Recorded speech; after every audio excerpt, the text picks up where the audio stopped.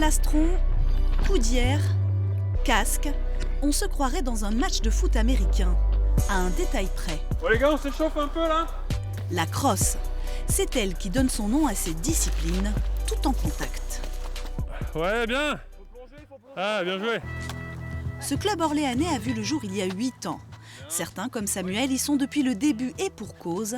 C'est son père qui l'a créé. Je trouvais cette pratique assez particulière, donc j'ai voulu essayer et j'ai tout de suite adhéré.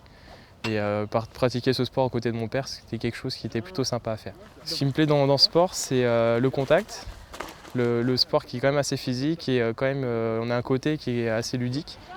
Le lacrosse, c'est le sport national officiel au Canada où la discipline a vu le jour. Depuis, elle s'est développée aux États-Unis et s'est largement répandue dans les lycées. Elle a ses variantes, ses ligues, ses championnats, mais son histoire est encore bien plus ancienne que ça. Un petit peu, ouais.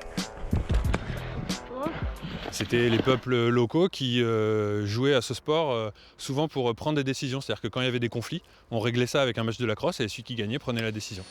Les règles, 2 équipes s'affrontent et doivent marquer le plus de buts en 80 minutes sur un terrain divisé en 2 zones, une d'attaque, l'autre de défense.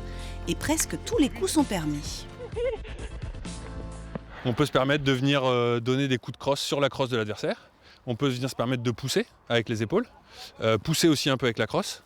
Et quand la balle est au sol, quasiment tous les coups sont permis.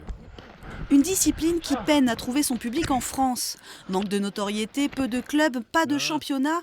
Et avec la crise sanitaire, du mal à mobiliser des joueurs. Ça serait bien qu'il y ait un peu plus de monde, surtout que les beaux jours arrivent. Donc c'est vraiment sympa de jouer dehors après le travail, après l'école. On ne cherche pas à faire de la performance, de la compétition, donc en fait on vient surtout pour s'amuser, pour passer du bon temps ensemble. Pour pallier les absences, le club orléanais est mixte, alors hommes, femmes, filles, garçons, étudiants ou travailleurs. À Vaucrosse, les entraînements c'est chaque lundi et jeudi soir à Saint-Cyr-en-Val.